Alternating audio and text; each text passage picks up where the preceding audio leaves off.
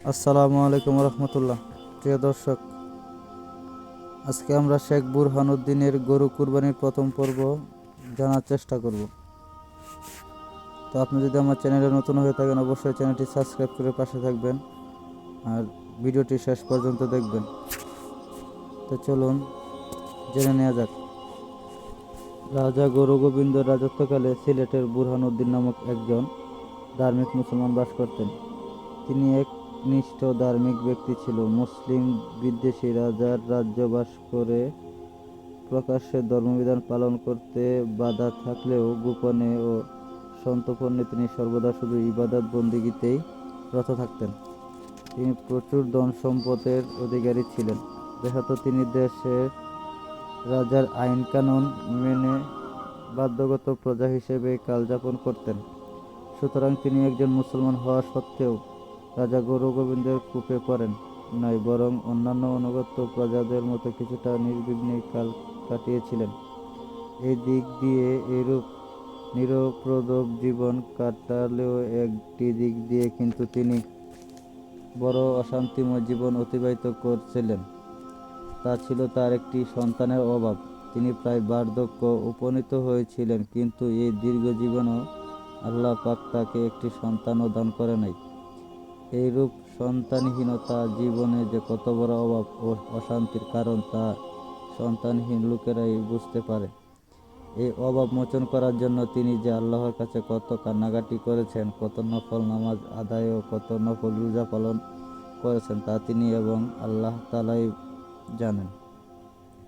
কিন্তু না জানি কোন সুগভীর রহস্য আল্লাহ তার এত ক্রন্দন ও ইবাদত বন্দেগীতেও এতটুকু কর্ণপাত করেন নাই।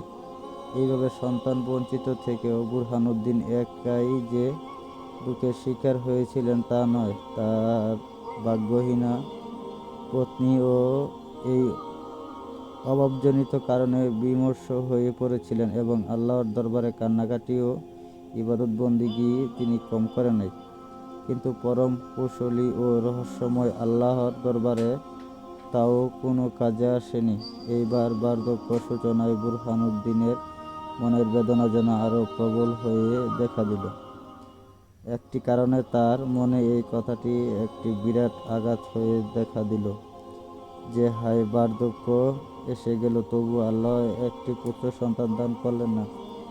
তাহলে তো দেখা যাইতেছে তার মৃত্যুর পরেই তার বংশ লোক প্রাপ্ত হবে। তার মৃত্যুর পর তার বংশের নামটি বাঁচিয়ে রাখার মতো যে আর কেউ থাকবে না। এই কথা চিন্তা করে বুরহানুদ্দিন ও তার স্ত্রী মনে একেবারে আকুল হয়ে উঠল। আল্লাহর প্রতি তাদের বিশ্বাসের অভাব ছিল না। যদিও তার স্বামী স্ত্রী প্রায় বার্ধক্যের দ্বারে উপনীত হয়েছিলেন, কিন্তু আল্লাহ তাআলা দয়া করলে এই বয়সেও সন্তান লাভ মোটেই অসম্ভব নয়।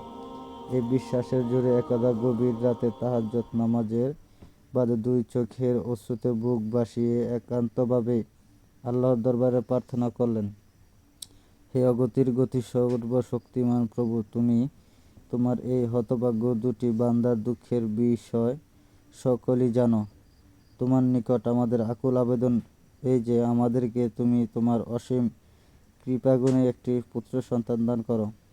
আমি তার শুকরানা স্বরূপ তোমার উদ্দেশ্যে গরু কুরবানি করব। সন্তান বঞ্চিত দুটি নরনারী বঞ্চনা বেদনায় অধীর অবস্থায় এরূপ একটি মানত করলেন বটে, কিন্তু এই যে কত বড় ভয়ানক মানত তা তাদের মনে একবারও জাগল না। কথাটা তারা একটু চিন্তা করবার অবসর পেল না। এই মানত পূর্ণ করবার পরিণাম ফল তাদের জন্য যে কি ভীষণ আকার ধরে উপস্থিত হতে পারে তা একটু ভেবে দেখবার মতো মনের অবস্থা সত্যি তখন তাদের ছিল না। সত্যি একটি সন্তান কামনার ব্যাকুলতায় তারা ভবিষ্যতের কথা একেবারেই বিস্মৃত হয়ে গিয়েছিলেন। যদিও তারা একটু ধীরে স্থিরভাবে চিন্তা করে দেখতে, তাহলে সম্ভবত তারা এই জাতীয় মানত কিছুতেই করতেন না। সত্যি কি সাংঘাতিক মানত! ঘোর মুসলিম বিদ্বেষী রাজা গৌর গোবিন্দের মতো ব্যক্তির রাজ্য বাস করে কার এমন বুকের পাটা যে গরু কুরবানি করে, এতে প্রকান্তরে নিজের প্রাণী বিনিময়ে সম্পাদন করা ছাড়া অন্য কিছু নয়। কিন্তু তাতে কি হবে? নিঃসন্তান এইসব ভাবনা চিন্তা করার সময় কোথায়? আর এইরূপ মানত না করে বুরহানুদ্দিনের কোনো গত্যন্তর ছিল না। মূলত তাতে স্বয়ং আল্লাহ লীলা খেলা। এই গরু কুরবানির মধ্যে যে আল্লাহ নিহিত রেখেছিলেন একটি সুগভীর রহস্য, সুতরাং তা না হয়ে যায় কোথায়? যাই হোক, বুরহানুদ্দিনের সারা জীবনের কান্নাকাটি ও কাকুতি মিনতি ব্যর্থতায় পর্যবসিত হলেও এইবার তার প্রার্থনা মঞ্জুর হলো। অচিরেই বুরহানুদ্দিনের প্রায় বৃদ্ধা স্ত্রী গর্ভধারণ করলেন। বার্ধক্যের দ্বারে উপনীত হয়ে বাবি সন্তানের আনন্দে আত্মহারা হলেন। বুরহানুদ্দিন দম্পতি তারা লাখ লাখ শুকরিয়া জ্ঞাপন করলেন আল্লাহ পাকের দরবারে। ক্রমে সময় অতিক্রম হয়ে নির্দিষ্ট সময়ে একটি সুন্দর পূর্ণচন্দ্রের মতো শিশু জন্ম দিলেন। শেখ বুরহানুদ্দিনের স্ত্রী তা যেন বেহেশত হতে প্রেরিত বুরহান দম্পতির জন্য আল্লাহর এক শ্রেষ্ঠ নিয়ামত। এই পরম শ্রেষ্ঠ নিয়ামত লাভ করে বুরহান দম্পতি আরও বেশি আনন্দিত হলেন। তারা উভয় আল্লাহর দরবারে দুই হাত তুলে শুকরিয়া জানালেন এবং আনন্দে আতস্য দেশের ফকির মিসকিনদের জন্য ধন ভাণ্ডার উন্মুক্ত করে দিলেন। নিঃস্ব অনাদিক পরম তৃপ্তি সহকারে ভোজন করালেন এবং অন্ন বস্ত্র প্রভৃতি দান করলেন। শিশুর জন্মের চতুর্দশ দিনে শেখ বুরহানুদ্দিন তার মানত পূর্ণ করার দিন ধার্য করলেন।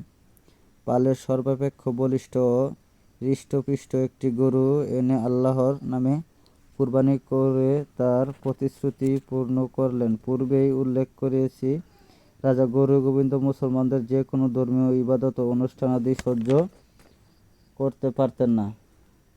কাউকেও নামাজ পড়তে দেখলে সে ক্রোধে অগ্নিশর্মা হয়ে উঠত এবং মুসলমানকে সেজন্য চরম শাস্তি ভোগ করতে হতো।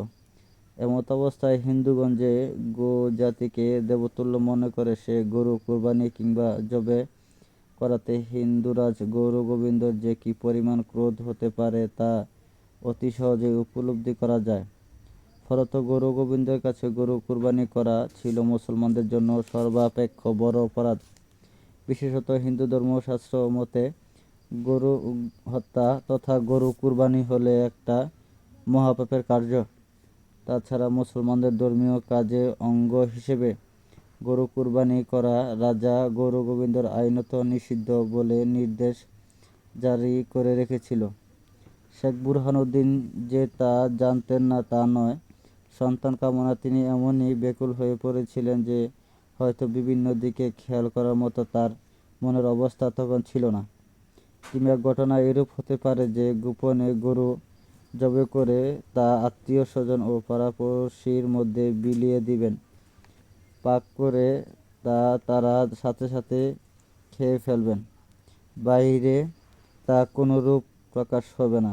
তিনি কাজও ঠিক তদ্রূপই করলেন। কিছুটা সংগোপনে গরু জবে করে সাথে সাথে তার মাংস গরিব দুঃখী ও আত্মীয় স্বজনের মধ্যে বন্টন করে দিলেন। অতঃপর যে জায়গাটি গরু জবে করা হয়েছিল তা সাফসাফাই করে ফেলা হলো। কোথাও কোনরূপ গরু জবের চিহ্ন মাত্র রইল না।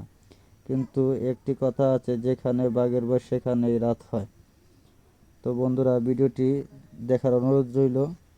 আর ভিডিওটি ভালো লাগলে একটা শেয়ার করে দিবেন। আর দ্বিতীয় পর্বের জন্য অবশ্যই কমেন্টে বলে যাবেন।